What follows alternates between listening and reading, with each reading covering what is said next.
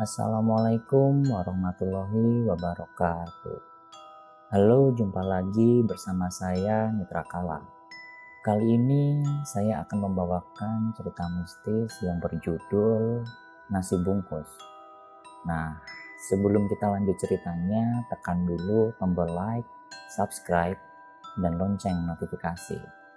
Bagi yang ingin langsung membaca ceritanya, link akan saya sertakan di kolom deskripsi. Tanpa berlama-lama lagi, mari kita mulai. Malam itu hujan turun dengan deras. Suasana Jalan Pahlawan masih terlihat cukup ramai, dengan hilir mudik kendaraan yang membawa pengendaranya untuk pulang selepas seharian beraktivitas di pusat bisnis kota itu. Ayo dong reda, sial, kenapa aku sampai lupa membawa mantol, gerutu Rini sembari mengangkat tangan kanannya melihat angka di jam yang ia pakai. Waktu sudah menunjukkan pukul 9 malam. Sialnya dia lupa kalau mantol yang ia jemur di depan kos. Lupa ia masukkan ke dalam jok bagasi motor. Duh, mana dingin lagi. Mau langsung pulang tanpa mantol, tapi dia masih merasa meriang. Kalau enggak, malam makin sepi aja, ucapnya dalam hati dengan rasa khawatir. Memang Rini bekerja sebagai SPG di salah satu toko pakaian yang ada di kota tersebut. Saat itu dia mendapatkan jadi dia mesti harus pulang malam sesuai dengan jadwal shift jam kerjanya. Rini menyesal tidak menerima ajakan Tika untuk pulang bersama. Padahal dengan suasana seperti ini, apalagi di depan halaman toko tempat ia bekerja ada pohon beringin besar. Sungguh suasana makin mencekam waktu itu. Ketakutan yang dia rasakan bukan hanya perihal hantu, tapi bagaimana jika nantinya ada preman yang datang. Gimana nih? Mending langsung diterabas atau nunggu ya? Ucapnya pada diri sendiri sembari mengadahkan tangannya untuk merasakan bulir air hujan yang turun. Sejenak dia mendongak melihat pohon besar yang ada di depannya. Bergidik. Ya, itu yang dia rasakan. Karena malam semakin larut, Rini memutuskan untuk meninggalkan tempat tersebut. Meski rintik hujan masih turun dengan derasnya. Cacat. Astaga, kenapa malah nggak bisa nyala? Di bawah guyuran air hujan, Rini mencoba menstarter motor metiknya. Tubuh Rini sudah basah kuyup, namun motornya masih tidak mau menyala. Kenapa Mbak Rin? Terdengar suara yang membuat kaget dirinya. Astagfirullah Pak Beni, ngagetin. Ini Pak, motor saya nggak bisa nyala, ucap Rini. Sambil masih mengelus dadanya karena jantungnya terasa mau lepas. Sini coba Mbak, saya bantu. Kenapa Mbak Rini nggak nunggu di pos? Malah hujan-hujanan gini. Lanjut Pak Beni sambil menyerahkan payung yang dipegangnya. Pak Beni merupakan satpam dari deretan ruko di mana tempat Rini bekerja. Beliau sudah menjadi penjaga malam sejak ruko ini dibangun. Sepertinya ini akinya Mbak yang mesti dibenerin, atau businya saya kurang tahu. Tapi mesti harus dibawa ke bengkel, ujarnya setelah beberapa kali mencoba mencari penyebab dari macetnya motor tersebut. Aduh, gimana nih? Mana ada bengkel jam segini buka? Ujar ini melihat jam yang sudah menunjukkan pukul 9:30 malam. Sedang hujan makin lama makin deras. Atau motornya ditaruh di depan pos dulu aja Mbak. Besok baru dibawa ke bengkel. Kalau Mbak Rini mau pulang, nanti bisa pesan ojol. Maaf, saya tidak bisa mengantar karena saya mesti kerja, kata Pak Beni memberikan solusi. sambil curi-curi pandang melihat pakaian dalam Rini yang tercetak dengan jelas akibat basah terkena air hujan. Dan sialnya waktu itu Rini hanya memakai blus panjang tanpa ada penutup lainnya. Risih dengan arah pandang Pak Benny, Rini berpura-pura jongkok untuk melihat motornya. Ya udah Pak, saya nitip motor. Nanti saya pulang pesan ojol aja Pak, ucapnya sembari mengalungkan tas kerjanya. Tunggu di pos aja Mbak, ucap Pak Benny sambil menunjuk arah pos satpam yang berada di ujung pertokoan tersebut.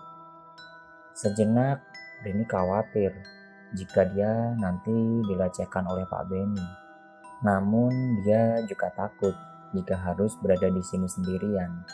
Terlebih belum tentu ada ojol yang langsung mau menerima pesanan Rini karena hujan yang begitu deras. Mbak Rini, tahu nggak kalau di sini banyak penampakan kalau malam? Ujar Pak Benny selepas mereka berdua berteduh di pos satpam yang memiliki ukuran kecil namun memiliki fasilitas yang lengkap seperti dispenser dengan air hangat dan kamar mandi. Saya dengar-dengar, iya Pak, banyak yang dilihatin perempuan sama anak kecil yang suka lari-larian di lantai 2. Di dekat manekin di lantai 2. Saud Rini yang mulai terbawa suasana dengan obrolan tentang hal gaib. Rini sendiri seorang yang penakut, namun dia suka sekali dengan cerita-cerita seram. Itu belum apa-apa Mbak, kejadian ada yang lebih seram. Lanjut Pak Benny sambil memberikan segelas teh panas kepada Rini. Dulu pegawai di sini yang sambil celingukan melihat keadaan sekitar, seolah sedang memastikan apakah ada orang yang sedang mengawasi mereka berdua. Yang apa Pak? Kok berhenti? Ujar Rini penasaran. Tapi, ucap Pak Benny. Emang kenapa Pak? Desak Rini karena penasaran dengan cerita Pak Benny. Karena tiap ada yang menceritakan kejadian itu, pasti sosok itu ikut nimbrung sama yang sedang lagi cerita, kata Pak Benny. Ah, masa sih Pak? Saya sering dengar cerita seram atau setan, tapi nggak ada tuh yang ngikutin atau ikut ngedengerin, kilah Rini. Jadi Mbak Rini nggak takut kalau nanti sosok tersebut ikut duduk di sini atau ngikutin Mbak Rini, ucap Pak Benny. Rini hanya menggeleng waktu itu. Kring kring kring kring kring. Terdengar suara notifikasi dari HP Rini yang menandakan kalau pesanannya diterima oleh salah satu ojol. Wah, syukur saya sudah dapat ojolnya Pak. Ceritanya disimpan buat besok ya. Terima kasih ya Pak, ujar Rini memberitahu Pak Benny. Beberapa saat kemudian terlihat sebuah motor yang masuk ke dalam lingkungan pertokoan dan langsung mengarah ke bangunan pos satpam. Mbak Rini, tanya ojol sambil memberikan jas hujan. Sesuai dengan map ya Mbak, lanjutnya. Perjalanan menuju tempat Rini cukup jauh dan harus melewati beberapa tempat yang cukup sepi. Ditambah suasana hujan yang lebat menjadikan tempat tersebut makin terlihat seram. Mas, sudah lama jadi ojol, kata Rini memecahkan keheningan sedari perjalanan tadi dari tempat kerjanya. Tidak ada sautan dari ojol tersebut. Mungkin dia tidak dengar, batin Rini. Sedangkan tukang ojol sendiri dari tadi merasa bahwa ada yang aneh dengan penumpangnya kali ini. Tiap dia ajak bicara tidak ada sautan sama sekali. Mungkin dia tidak dengar karena derasnya guyuran air hujan menemani perjalanan mereka. Mas, nanti mampir sebentar di warung pecel lele itu ya. Saya mau beli makanan, ucap Rini sambil menepuk bahu ojol di depannya. Iya Mbak, ucap ojol tersebut. Terlihat memang di depannya ada sebuah warung pecel lele pinggir jalan yang terlihat cukup ramai walau dalam kondisi hujan deras. Mas mau pesan apa? Saya belikan sekalian, ucap Rini menawarinya. Silahkan mbak, terima kasih, saya sudah makan. Tolaknya karena memang dia tidak mau sembarangan menerima makanan dari konsumennya. Ya udah sebentar ya mas. Rini pun terlihat masuk ke dalam warung tersebut. Sudah hampir setengah jam, ojol tersebut menunggu Rini, namun tak kunjung keluar. Cuaca makin terasa dingin karena angin malam ditambah dengan hujan yang tak kunjung reda. Lama ojol tersebut menunggu. Sudah 1 jam dia duduk di atas jok motor di bawah kanopi di sebelah warung pecel lele. Namun Rini tak kunjung muncul. Karena jengah menunggu, sedang dia sudah ingin pulang ke rumah untuk menemui anak istrinya, ojol tersebut berniat untuk masuk dan mencari keberadaan Rini. Yuk mas, maaf, lama karena antri. Tersentak ojol tersebut karena tepukan dari arah belakangnya. Loh, dari mana mbak? Katanya. Dari toilet mas, di belakang. Tadi pas saya lewat, masnya lagi asik main HP. Jadi mungkin gak ngeh, ujar Rini. Nih mas, saya juga pesenin buat mas, sambil menyodorkan bungkusan kresek ke arah ojol tersebut. Perjalanan dilanjutkan kembali. Nanti gak perlu sampai depan rumah gak apa-apa mas. Sampai depan gapura itu aja. Tunjuk Rini ke arah gapura besar berwarna merah. Ini uangnya, terima kasih ya, ucap Rini. Ini mbak kembaliannya, kata tukang ojol sembari mengangkat kepalanya dan mencoba memberikan uang kembalian. Namun saat itu sosok Rini sudah tidak terlihat lagi. Celingukan mencari sosok Rini yang lenyap di telan malam. Namun dia lupa, jas hujannya masih di bawah penumpangnya. Dengan tergesa, ojol tersebut mengejar Rini. Duh! Ojol tersebut terjatuh. Dia menyandung sesuatu. Astagfirullah, astagfirullah, astagfirullah, teriak ojol tersebut. Sesuatu yang menyandungnya ternyata adalah batu nisan. Belum hilang kekagetannya, tiba-tiba ada tangan yang menyodorkan jas hujan miliknya. Mas, ini ketinggalan, ucap sosok tersebut. Tersentak karena tangan tersebut begitu putih, tukang ojol tersebut mengadahkan kepalanya. Dan ternyata sosok itu adalah Rini. Namun kali ini ada yang berbeda. Sosok tersebut terlihat menyeramkan. Dengan muka berdarah di beberapa bagian, rambut yang awut-awutan, dan bola mata yang putih, serta darah yang mengalir di kedua pahanya. Allahu Akbar! Sontak ojol tersebut teriak dan berlari menuju sepeda motornya yang terparkir di depan gapura. Waktu terasa lama ketika ia mencoba menyalakan motor. Brem brem brem brem brem brem brem brem brem brem brem. Langsung saat itu juga dia pergi dengan kecepatan yang tinggi. Di dalam pikirannya saat itu adalah segera menjauh dari tempat tersebut. Tok tok tok tok tok. Assalamualaikum. Tok tok tok tok tok. Ojol tersebut tergesa-gesa mengetuk pintu rumahnya. Waalaikumsalam. Loh, kenapa mas? Kok badannya lumpur semua? Tanya istrinya. Nggak apa-apa dek, mas mandi dulu ya, ucapnya tergesa sambil menuju kamar mandi. Dalam guyuran air, setiap dia menutup mata, bayangan kejadian tadi masih tertera dengan jelas. Betapa sialnya dia malam ini, berharap dapat uang, yang ada malah dapat sial.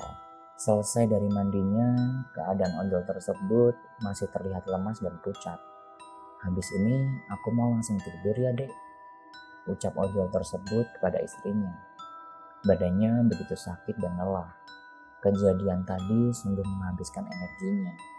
Badannya begitu lelah, matanya pun sudah tidak kuat untuk menahan kantuk. Mas, mati listrik, tolong dicek, itu meteran listriknya, ujar si istri sambil mencoba membangunkan suaminya. Kenapa Sude dengan mengucek-ngucek matanya yang lengket karena masih terasa ngantuk. Itu tolong dicek meteran listriknya pasti turun, pinta si istri sambil menggoyang-goyangkan badan suaminya. Akhirnya si ojol tersebut berdiri dan menuju teras depan untuk menekan knop meteran listrik di rumahnya. Remang-remang dia melewati ruang tamu. Namun terlihat ada sosok yang sedang duduk di sofa menghadap ke jendela. Dia pikir itu adalah bayangan dari bias cahaya luar. Namun setelah beberapa saat dia perhatikan ternyata bayangan itu bergerak memalingkan kepalanya. "Mas, nasinya kok nggak dimakan?" ucap sosok Rini sambil memalingkan mukanya dan tertawa dengan suara yang menyeramkan.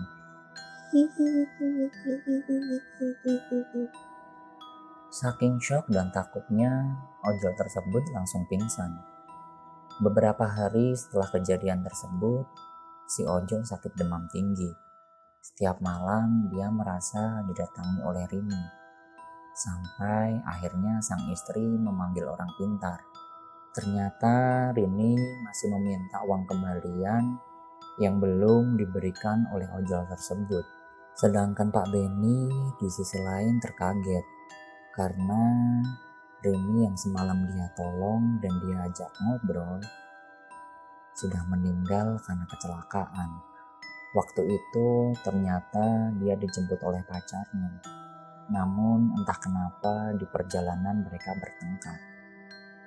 Dan Rini meminta untuk diturunkan saat itu. Karena si pacar tidak mau dan Rini memaksa, si pacar tidak bisa mengendalikan motor yang mereka kemudikan. Dan akhirnya mereka kecelakaan. Rini meninggal di tempat karena dia terseret motor sejauh 50 meter. Sedangkan si pacar masih dalam keadaan kritis. Sekian. Nah, itu tadi cerita dari Tritmi Trakala dengan judul Nasi Bungkus. Di sini kita bisa belajar bahwa mereka bisa menggoda kita dengan cara apapun. Dan ketakutan itu berawal dari pikiran kita. Sekian, terima kasih. Assalamualaikum warahmatullahi wabarakatuh.